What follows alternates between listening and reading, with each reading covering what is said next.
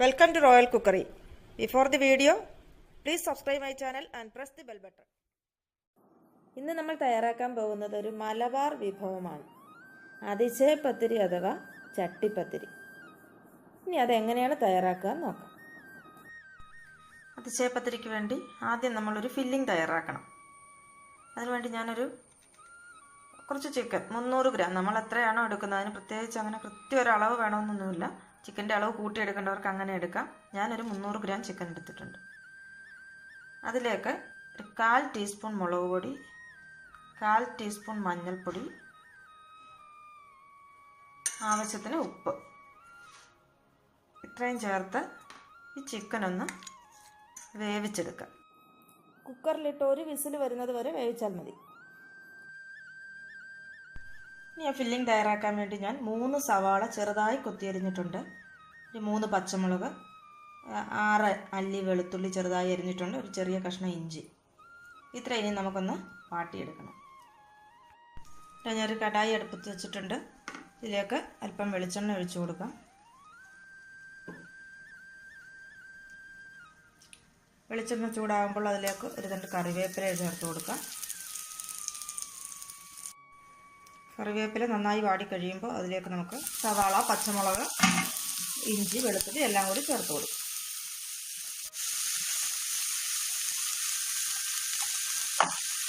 ഇതിലേക്ക് ഒരല്പം ഉപ്പ് കൂടി ഇട്ട് കൊടുക്കാം.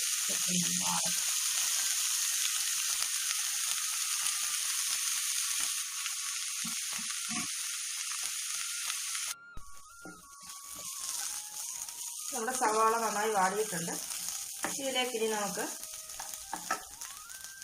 ഒരു 1/2 ടീസ്പൂൺ മുളക് പൊടി ചേർത്ത് കൊടുക്കാം, 1/2 ടീസ്പൂൺ മഞ്ഞൾപ്പൊടി ചേർത്ത് കൊടുക്കാം, 1/2 ടീസ്പൂൺ മല്ലിപ്പൊടി ചേർത്ത് കൊടുക്കാം, 1/4 ടീസ്പൂൺ കുരുമുളക് പൊടി ചേർത്ത് കൊടുക്കാം. ഇത് നന്നായി ഒന്ന് മിക്സ് ചെയ്യാം. ആ പൊടിയുടെയൊക്കെ പച്ചമണമൊക്കെ ഒന്ന് മാറി വരട്ടെ.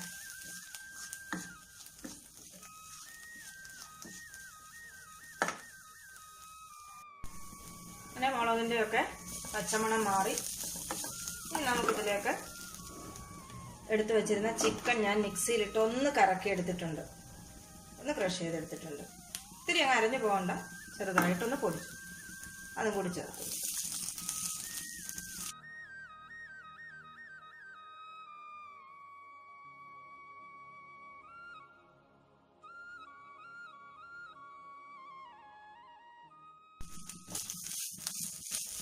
അപ്പോൾ അതിൻ്റെ ഫില്ലിങ് റെഡി ആയിട്ടുണ്ട്. ഇതിലേക്ക് അല്പം മല്ലിയില കൂടി ചേർത്ത് കൊടുക്കാം. ഞാനിപ്പോൾ ചേർക്കുന്നില്ല, മല്ലിയിലയും കൂടി ചേർത്തിട്ട് ഇത് നിർത്താം. നമുക്കൊരു ബാറ്റർ റെഡിയാക്കേണ്ടതുണ്ട് ദോശ ചുട്ടെടുക്കാൻ വേണ്ടി. അതിനുവേണ്ടി ഞാൻ 2 കപ്പ് മൈദ മാവ് എടുത്തിട്ടുണ്ട്. ഇതിലേക്ക് ആവശ്യത്തിന് ഉപ്പിട്ട് കൊടുക്കാം. ഒരു മുട്ട ഒഴിച്ചു കൊടുക്കും.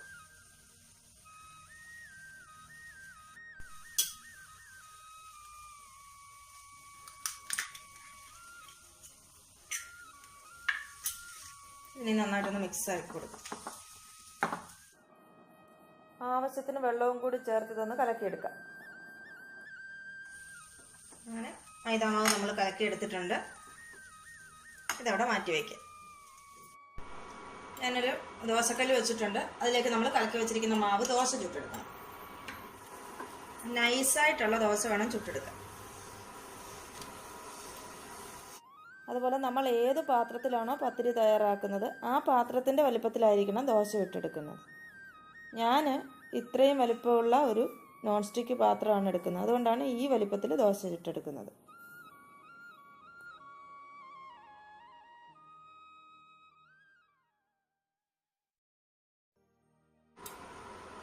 നമ്മൾ ഈ കലക്കി വെച്ചിരിക്കുന്ന മുഴുവൻ മാവും ദോശ ഇട്ടെടുക്കണം. ദോശ ഇടുമ്പോൾ ശ്രദ്ധിക്കണം, വളരെ നൈസ് ദോശയായിരുന്നു ചുട്ടെടുക്കേണ്ടത്.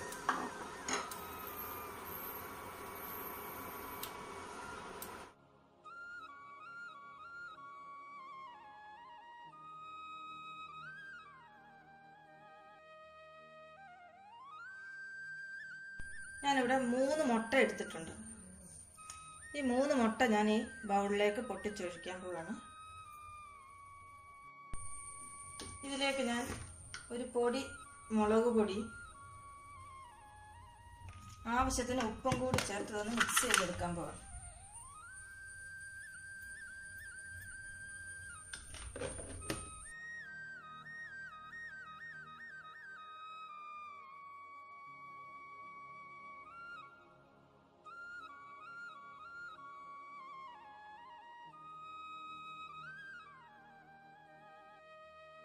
അങ്ങനെ നമ്മുടെ ദോശയെല്ലാം ഞാൻ ചുട്ടെടുത്തിട്ടുണ്ട്.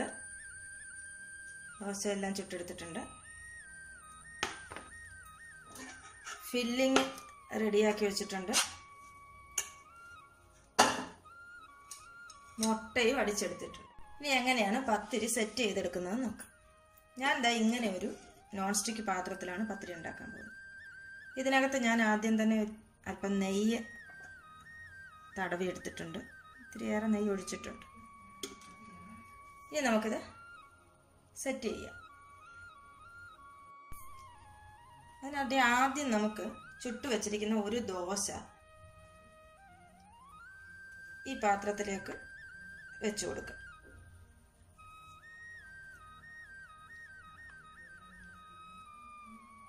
വയ്ക്കുക. അതിന് പുറത്തേക്ക് നമ്മൾ എടുത്തു വെച്ചിരിക്കുന്ന മുട്ട ഒരൽപ്പം തേച്ച് പിടിപ്പിക്കുക.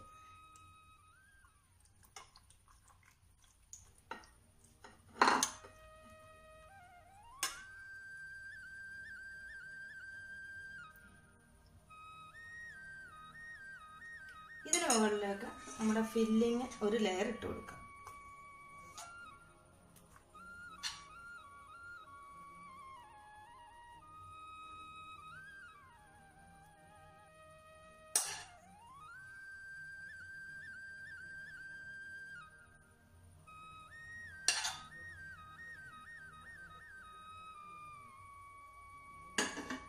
ഒരു ലെയർ ഇട്ട് കൊടുത്തു. ഇനി അതിന് പുറത്തേക്ക് നമുക്ക് അടുത്ത ദോശ വെച്ച് കൊടുക്കാം.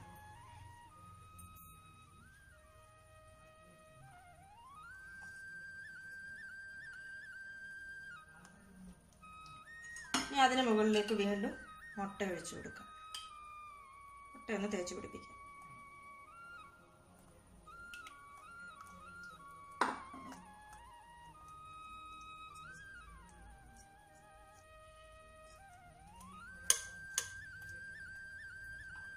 ഇതിന് പുറത്ത് വീണ്ടും ഫില്ലിങ് വെച്ച് കൊടുക്കാം.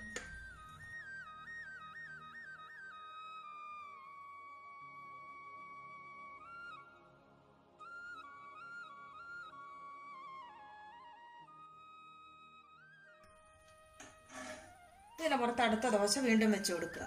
അങ്ങനെ നമ്മൾ ചുട്ട എല്ലാ ദോശയും ഇതിൻ്റെ പുറത്ത് അടുക്കി ഇതേപോലെ തന്നെ ലെയർ ലെയറായി അടുക്കി വയ്ക്കും. അങ്ങനെ ഞാൻ ലാസ്റ്റ് ദോശയും അടുക്കി വെച്ച് ബാക്കി വന്ന മുട്ട ഞാൻ ഇതിൻ്റെ പുറത്തേക്കൊന്ന് തൂത്ത് കൊടുക്കുകയാണ്.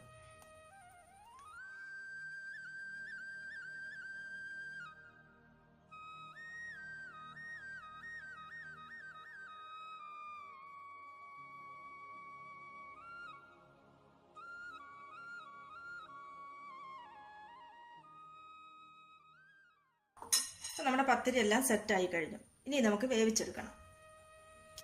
ഞാനിവിടെ ഒരു പാൻ വെച്ചിട്ടുണ്ട്. ഇതിൻ്റെ പുറത്തേക്ക് നമ്മുടെ പത്തിരിയുടെ പാൻ താഴ്ത്തി വെച്ച് കൊടുക്കും. എന്നിട്ട് അടച്ച് ഒരു 30 മിനിറ്റ് അത് അവിടെ നിന്ന് വേവണം. 30 മിനിറ്റ് അത് അവിടെ ഇരിക്കട്ടെ. അപ്പോൾ നമ്മൾ പത്തിരി വെച്ചിട്ട് ഒരു 30 മിനിറ്റ് ആയിട്ടുണ്ട്. നമുക്കിനി ഇത് തുറന്ന് നോക്കാം. നമുക്കിനി ഇത് പാനിൽ നിന്ന് മാറ്റാം.